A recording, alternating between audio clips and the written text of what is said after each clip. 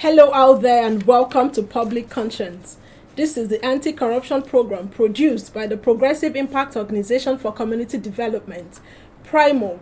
PRIMOG is a civil society group with a mandate to promote good governance, participation, and accountability in Nigeria. I am Adaobi Obiabumo with Chidozie Obonaya. Welcome to the program. On Public Conscience on Radio, we seek to evolve a corruption-free society through the amplification of corruption stories reported by our partner media organizations and drawing citizens and government's attention for democratic actions against it. This program is supported by the MacArthur Foundation. In one of our episodes on this program, we canvassed for a uniformity and streamlining of the COVID-19 test results from all the designated clinics in Nigeria to stop the corruption inherent in the process. The idea came from a cerebral mind in the medical practice and advocacy, Dr. Aminu Magashi Garba, who was our guest on the program. And we are excited yesterday when the Presidential Task Force on COVID-19 directed the implementation of the scheme that will now enable all COVID-19 tests in Nigeria to be verifiable anywhere in the world. When this is done, it will be impossible to buy and sell the fake results on the streets and airports as reported by the cable newspaper. PRIMOG appreciates this and will follow up to monitor the implementation. Now back to the business of the day. Today we'll be looking at the federal government's push for application of national ethics and integrity policy, which is meant to enhance transparency and accountability in the public and private sectors. The policy is expected to change citizens' mindset about corruption, restore public trust in governance, and influence a change of attitude among the citizenry. You will hear from the Independent Corrupt Practices and Other Related Offences Commission, ICPC, an agency saddled with the responsibility of driving the policy. As usual, you will be able to join us through phone and text messages in the course of the program. The WhatsApp number to send your messages 0902-265-6167. That is 0902-265-6167. And remember that this number is for messages only. So begin to send your messages as soon as possible to 09022656167. We are all aware that there is a very low moral and ethical standards in our country. How can we raise the level? The general collapse of an ethical culture is not desirable. And do you know that poor moral values are hampering our development as a country? And last year, the federal government approved national ethics and integrity policy during a Federal Executive Council meeting with the hope that a fresh reawakening can again be launched for the good and ethical conduct of Nigerian citizenry.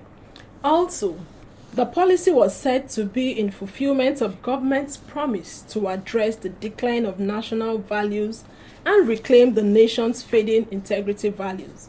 This is a big concern, and it will be recalled that two renowned clerics in Nigeria, Reverend Father George Ehusani and Imam Faoud Adeyemi, had during one of our radio town hall meetings blamed the high level of corruption in Nigeria on falling moral values in the society. The clerics emphasized that the diminishing moral values amongst Nigerians have largely boosted the prevalence of corruption in the nation and proposed the development of a core national value as a solution to having a better Nigeria. The lead agency in this new drive is the Independent Corrupt Practices and Other Related Offences Commission, ICPC. Joining us is the spokesperson at the Independent Corrupt Practices and Other Related Offences Commission, Mrs. Azuka Ogugwa. Welcome to the program. Thank you. Good morning, listeners. We also have Mr. Oko Ode, Head, Public Education and National Ethics Unit. Welcome to the program. Thank you. Good morning, listeners. In the studio also, we have the Country Director, Accountability Lab Nigeria, Mr. Friday Ode. Welcome to the program. Thank you very much. Good morning, Nigeria. Let's begin with the spokesperson of the commission, Madam Mazuka Ogogwa. For the benefit of Nigerians out there, could you explain what national ethics and integrity policy is all about and why it is important for us as a country? Thank you, Adobe. You have given a very good introduction to talk about the restoration of our national values, our traditional values, back to the citizenry. ICPC has a three-pronged mandate. The first one being enforcement, which is the one that is most prominent. But the second one and the third one, prevention and public mobilization, they are equally important, just as important, if not even more important than the enforcement. So recognizing this, ICPC decided to look at what exists, what is going on. Why do we have so much corruption? Why we have corruption is basically because there are loopholes that allow for corruption to take place. And then we are also lacking. These are our values that we used to hold so dear when we were young, when we were growing up, that we saw. They are no longer there. Somehow between childhood and adolescence and adulthood, we lose these values. What is happening? The society is socializing people the negative way. A child that is coming from a well-trained home, by the time he gets to university, he find him involved in exam malpractice. And by the time he's a worker, he doesn't see anything wrong in taking what is not his, not what he was taught.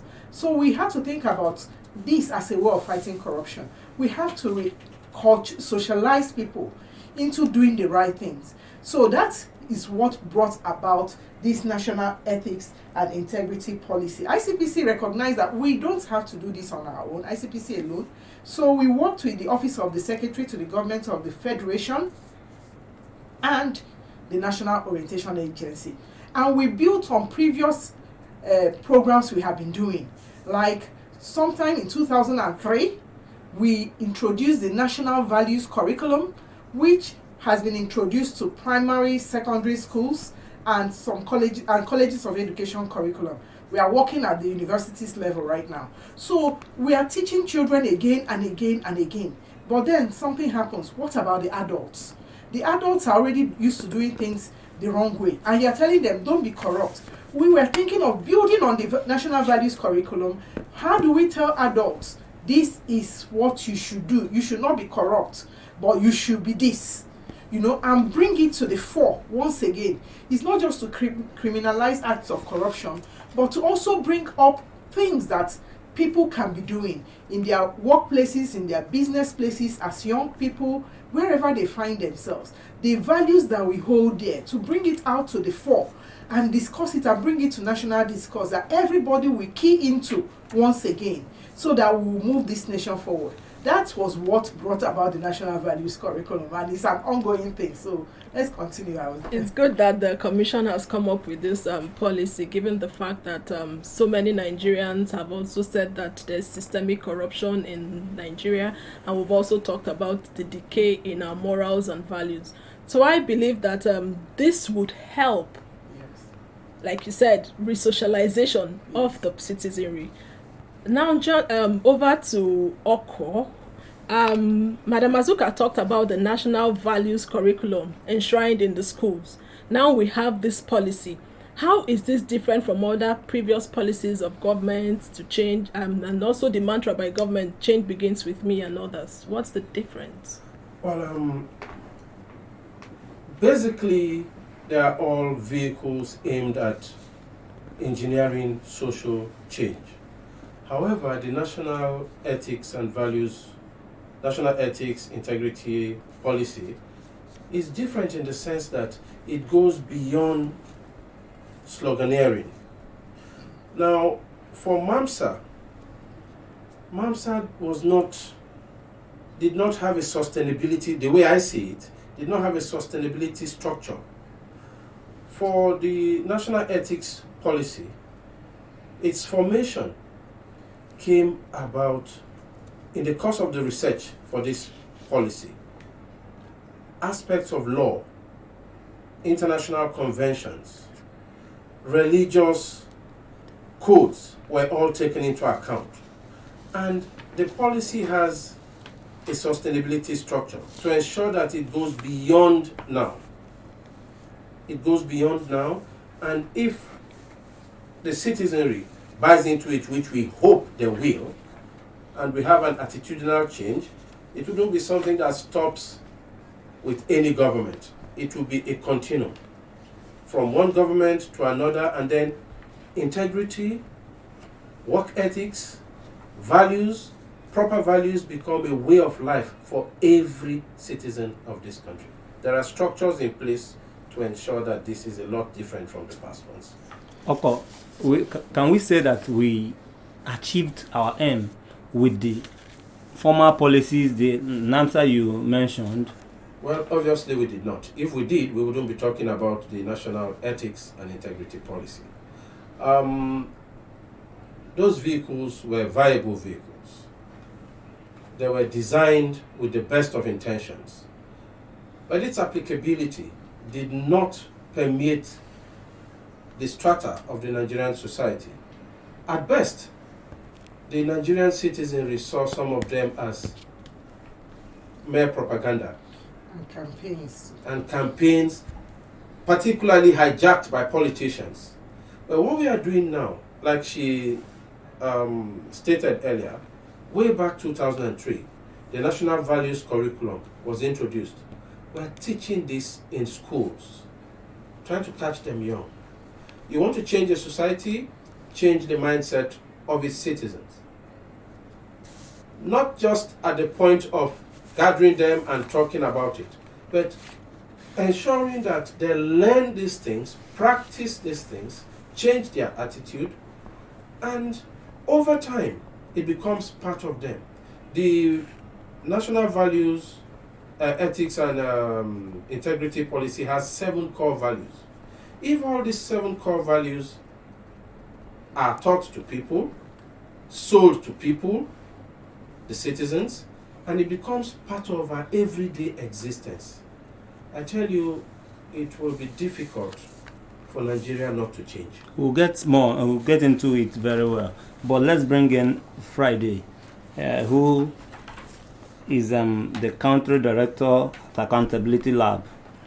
Friday, Accountability Lab and Primorg have collaborated a lot to promote integrity in the public sector and the society at large. What do you make of this policy? Thank you very much. I must really commend ICPC for this policy. It's very timely. I must also commend Primorg for this discussion as well. And thanks for bringing me on the show as well. We have worked largely across board on integrity issues in Nigeria as Accountability Lab Nigeria and Primorg. And it's been a tough journey. I can't deny the fact. However, the point remains, this policy remains very comes in a timely way. For me, I think this policy, like every other policy for ICPC and the national Nigerian government, should look at a point where is not another document on the shelf. We have seen trust being eroded in public spaces with citizens and the Nigerian government through processes which we talk about, recruitment, procurement processes, service delivery with citizens. And so that's why I say this is very timely. But now we have to look at how do we now build a platform with the Nigerian government. For me, I think it starts with the Nigerian government. Like you mentioned, that we should not bring this as another change begins with me slogan. Like you said, sir, we don't want a campaign where we make noise about all this, but we want to see real change. And like I said, I must commend ICPC for the work they've been doing. We've also worked with them, and we're still working with them with the secondary school programs, the primary school programs. This is very, very important in this particular time that we continue to push and make Nigerians understand. It's very scary in these times where we live, where you can't, let me use the word trust, permits me to use the word trust, or you can't have a business dealing with a Nigerian person, and there's always that lack of trust and lack of integrity to say, because the way people do things now are like out of the normal. So we see the abnormal as normal when it comes to business exchanges, and trying to deal with somebody, like I mentioned service delivery previously, I mentioned procurement processes. We've lost our values in most of these processes, which we need to retrace our steps back, and I think the National Ethics and Integrity Policy will do us good in these times. Thank you. You talked about trust deficits. So how important is this new policy in the fight against corruption, which is the mandate of the ICPC? Very important. Very, very important, because this new policy, like my colleague said, is building on existing work we have done, and not just planning to run it alone and as an ICPC program. It's going to be a multi-agency program. It's already a multi-agency effort to get it to this stage. The approval by the Federal Executive Council, the launch by the President, and the ownership by the President, and even the assenting to it by the governors, because it's not a federal level policy. It's going to go down to the subnational levels. And so we are working with all stakeholders that will take over ownership. That's the first step. That is one of the ways it is it's going to affect the fight against corruption. It's going to be such that we are going to work across all the various groups in the society. The private sector, we've already started engaging. The public sector, we're already engaging. The schools, the women groups, the traditional rulers. Actually, we have a national dialogue with them very soon this March, by the end of March, to talk to, at the national level, to traditional rulers, the same with religious leaders. So it's going to affect first of all, we're bringing everybody on board. From the onset, you own this. This is not an ICPC thing, okay? Then step it down, because we have to get it down to the grassroots. We have to get it down to everybody. We are expecting to see a mass mobilization out of it, not like MAMSA, which was like a campaign. Now, this we see the policy. If you read through the policy, you see that it has a life cycle. And we're looking at like a 4-year life cycle, after which we will review the progress made. There is a provision for monitoring and evaluating the impact as we go along the way, so that we will see where we are at every point in time. So we will see how we are carrying along people in the fight against corruption, getting the buy-in of people, and then to make sure that it is helping. We are developing a consequence management for this, a consequence management template, whereby you don't just do these things and you think, oh, okay, now there is a document on ground. Which aspects of it which are not covered by the law will be legislated on. That's our plan. So if you default in any of the areas, there will be consequences. Okay, so with that, and okay, we will also recognize people who are doing well, because it's not good to always use the stick. You also need to use the carrot. You also need to reward compliance. Yes. So we are looking at making the fight against corruption a balanced thing. So people know, okay, this is what they are planning to do. Then the schools, you will see that agencies will start saying, no, we know this person is a good person, this person has been good. Then you have the reward system, recognition. But then you also see them pointing, these people are bad, this system is bad, because there is against the policy. So the fight against corruption is going to be more all-encompassing, including more people, involving them, letting them know that there are consequences, positive and negative, for actions, compliance or non-compliance with the policy. So that's one major way it's going to affect the fight against corruption. Carrot and stick approach. And yes. From the day the policy was launched, so many people believe that the policy will make meaningful impact. Yes. If citizens see leaders live by example, can we say today our leaders are building trust with the way things are going? Well, it's if citizens see the leaders, you see, that's the thing. There is a challenge for leadership here, to show that they are actually leading by example. I want to say, when this policy was being approved by the Federal Executive Council, they challenged themselves to show by example that they will abide by the principles, the values of this policy. They challenged themselves. as ministers and as leaders of the society. That this is not just enough to pay lip service to this. Okay, yeah, this is a good policy, let's pass it, let's let it go. That they should live by it, and we are holding them to that, to their own words. They should show by example that these things that are here. So we are also, the work plan template we are working on right now has measurements, criteria for the leaders. You give it to them. Are you meeting up to this in your workplace? Are you living up to this? So we have to keep reminding the leaders that they approve this. They have to live by it. One example they gave was the use of sirens. I didn't think about it, but they gave that example, that it is wrong for every Tom, Dick, and Harry to be using sirens. That the use of sirens should be reserved and given to presidents, vice presidents, and they mentioned it's not everybody. And they said they should lead by example. We came away from that meeting, and since that day, the chairman of ICPC, stopped using sirens. Nobody, the siren thing seems to be a power show thing.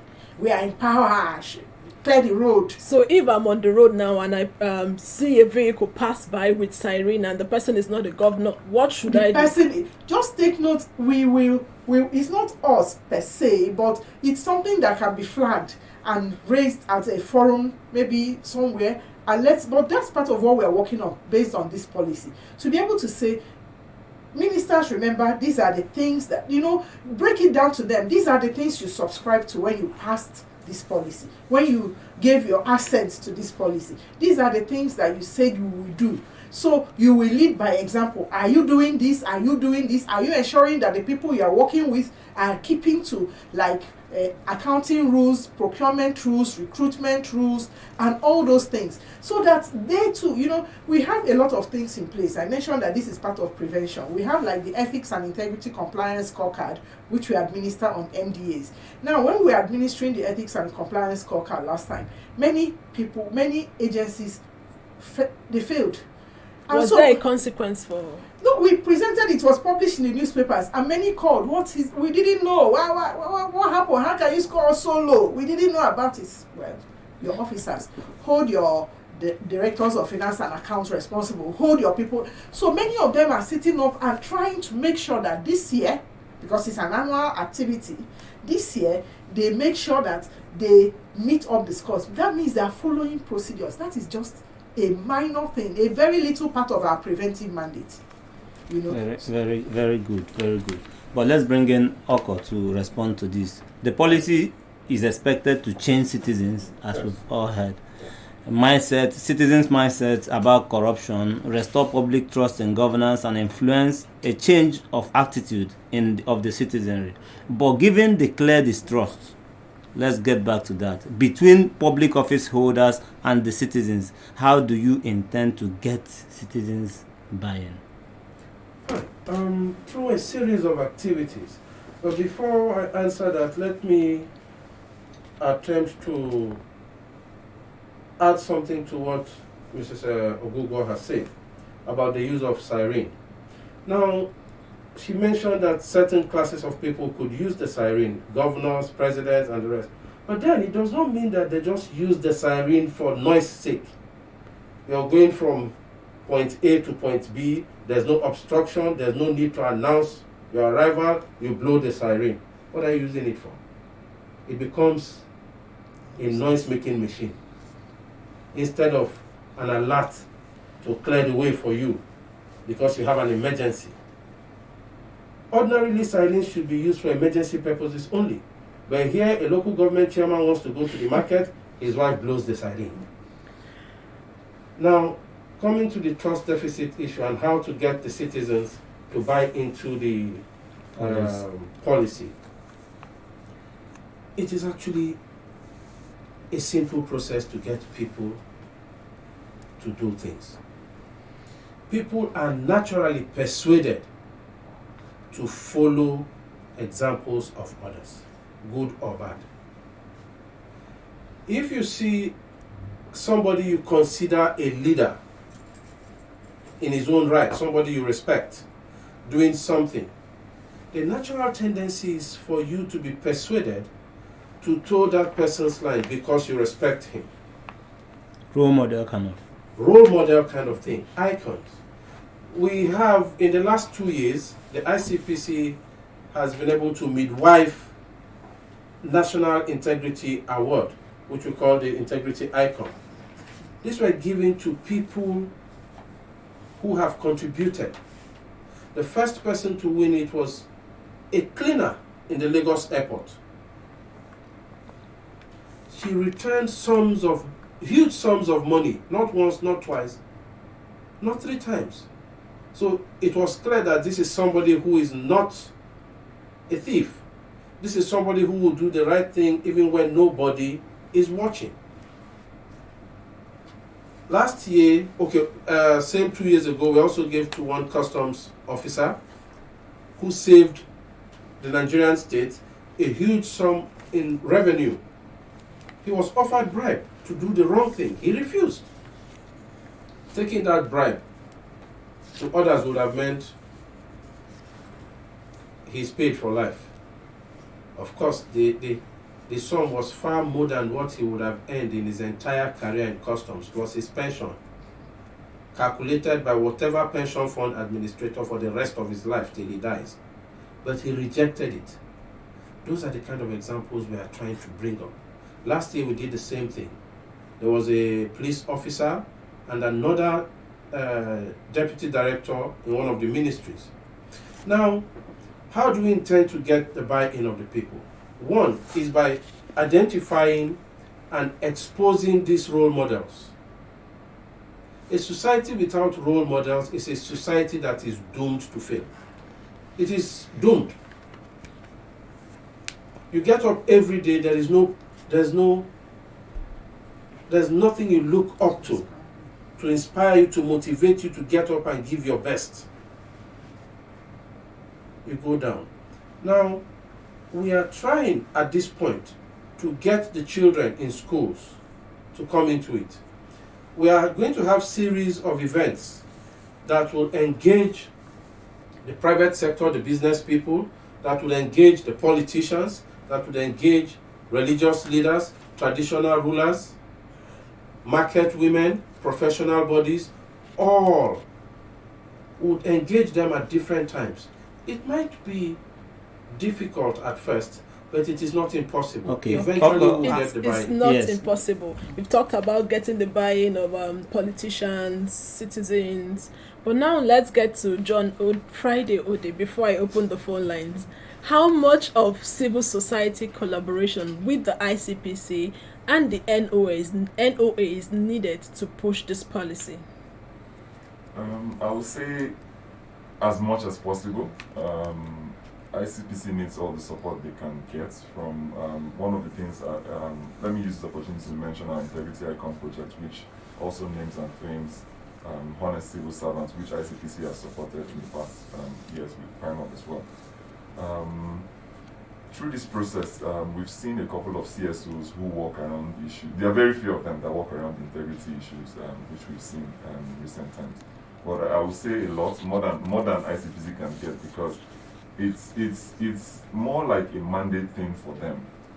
It's not necessarily their sole responsibility, right? But I was just thinking while I was sitting, ICPC has gone through. I must really commend the chairman for ICPC for a great job he's doing, and Mrs. Ogugo as well, and your predecessor, Mrs. Okodua. If you look at these transitions, has kept ICPC doing the right thing in terms of integrity, so Nigerians can be aware, not just to government officials, but to citizens as well, and to the young ones.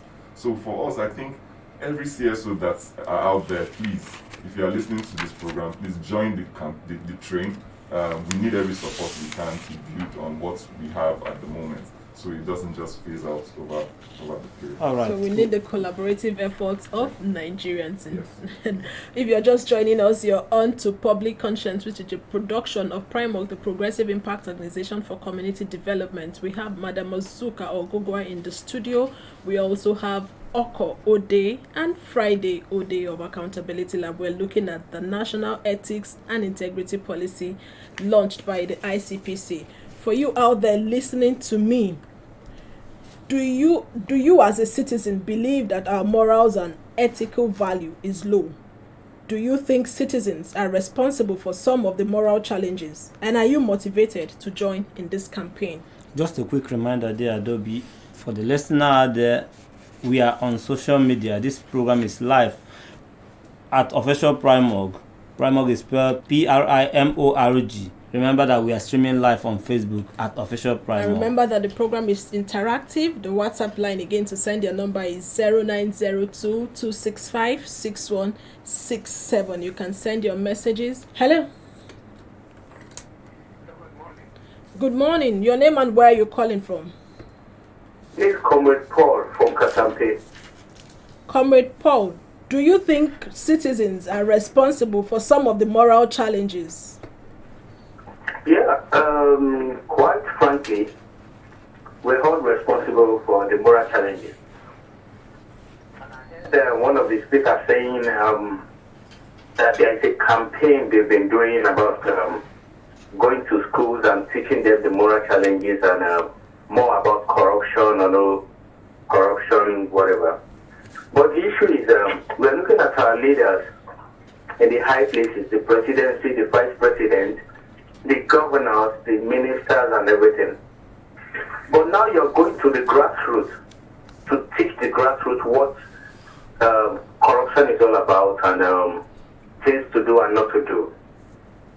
Have they taken their time to go to talk to the president's children, to talk to the senator's children, to talk to the governor's children? Because when a country where they recycle, they think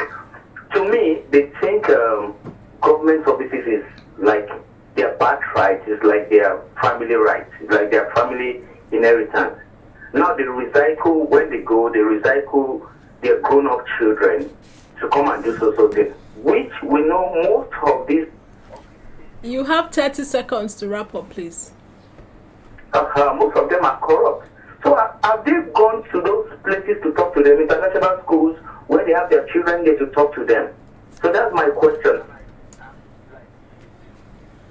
Thank you so much. And I'm sure you will get answers. You cannot authoritatively say that most of our politicians and our leaders are corrupt. We have people of integrity out there. Hello. Loud and clear. Your name and where you're calling from. Okay, good. My name is Raymond. I'm calling you from Lifecam. Let's hear you, Raymond. First and foremost, I want to, basically give kudos to the ICPC. But we don't give respect. I don't think this is ICPC's job. I know probably the policy was born out of, the corruption side of things and trying to fight corruption. But it is really not ICPC's job, in my opinion. I feel ICPC can be a member of the board, can be a key stakeholder, but it should not be ICPC driving it because there's a lot of enlightenment thing that is necessary, and I think that should be driven by LOA or at least Telecom, because those two organizations are the organizations that should be doing this thing you're saying now. ICPC can be a key stakeholder there because some of these things that corruption related, but I think that is a key point I wanted to put out there. Secondly, I wanted to say, Madam, you started your speech by saying, you wanted to take people back to the old days where people used to have integrity. But please, if you remember what led to the first coup in Nigeria, it was because the guys were saying there was corruption in the country. So as far back as we can remember, from Independence Day, there has been corruption. So when you're saying going back to the way we used to be before, I don't think that's right. I think what we should be saying now is because the world has changed. Things have changed. The corruption practices of those days are not the same corruption practices today. So all that changed. So what you should be telling people, or what you should be teaching people, is that how can we behave better in these days? And I like the fact that you said you can review your policy in 4 years. Why are you reviewing it? It is dynamic. Things change. So please, let us not be teaching don't say we're teaching them how we used to behave before. No. But let us teach people today, how do you live better? 30 seconds, please. What are the citizens today? Thank you so much. We want to give others opportunity to call in. Thank you. Madam Azuka was busy jotting. She has noted all the things you said. Madam Azuka, how would you respond to the issues raised by the caller? Thank you very much. I love the questions. You know, the first question spoke to the leaders, governors and presidents' children, that we should start from them. And I want to say that that is why actually we took this policy round. It started with the ministers, and then the governors forum was represented at that meeting. So we have different types of programs. Some are top down, some are down up, some are horizontal in every way.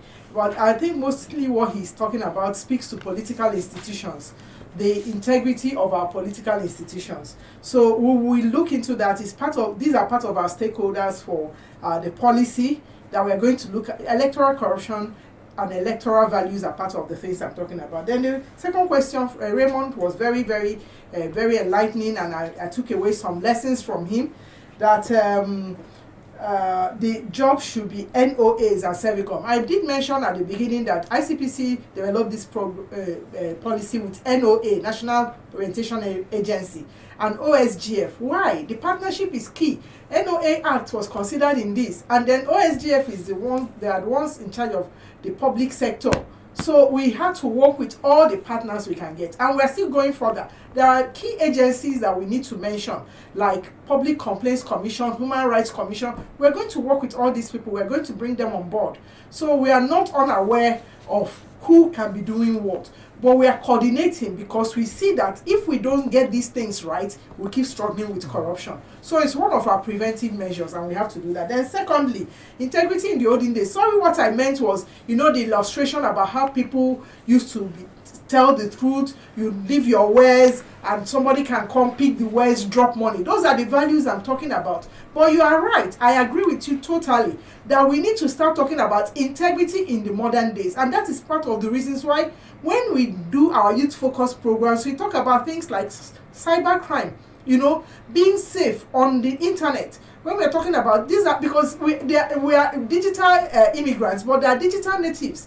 Many people now can navigate the internet as if it is nothing to them, you know. So we need to talk about integrity now. How do we maintain integrity in the line of all this technology we have, in the line of the evolving, you know, the globalization? You can see exactly what is happening in any country, anytime. In the line of how fast news goes on the social media, you cough, somebody tweets it, and it's all over the place, and everybody is retweeting and asking questions. So we can't afford to go as slowly and quietly as before. Integrity and values is also fast-paced. We need to step up our game to come up with the challenges of the time. Thank you very much. All right, let's get to Friday, because I have something that I want you to respond to.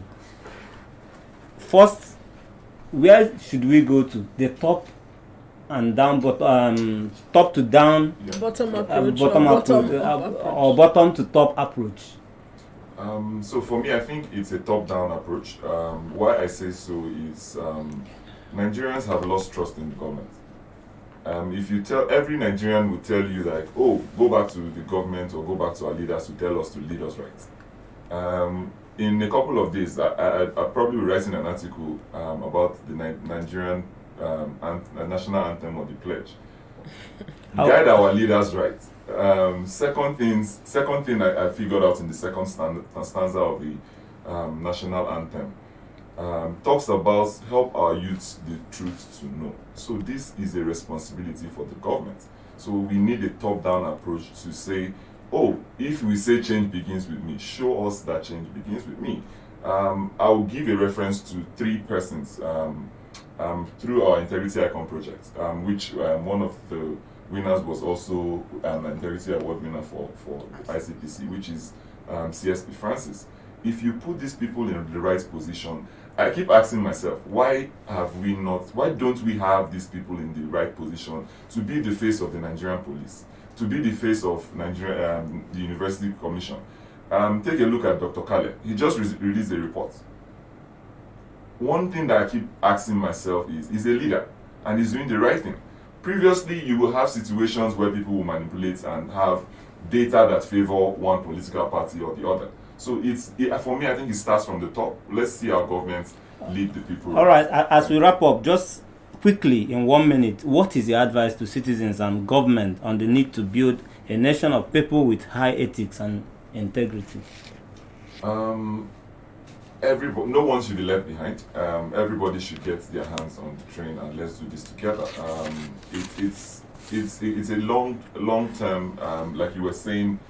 It's not today. This thing is going to fight us and our future. So we need to correct it now. Otherwise, we'll still be fighting the same troubles. But however, I just want to call out to all Nigerians out there, listeners, please join the campaign to build trust as an active citizen, as a responsible leader, and even if you work for an accountable institution, please come out and let's do this together. Thank you.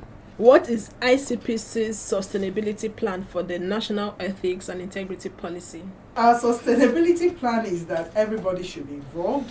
Like I mentioned, the various stakeholders that we're already reaching out to.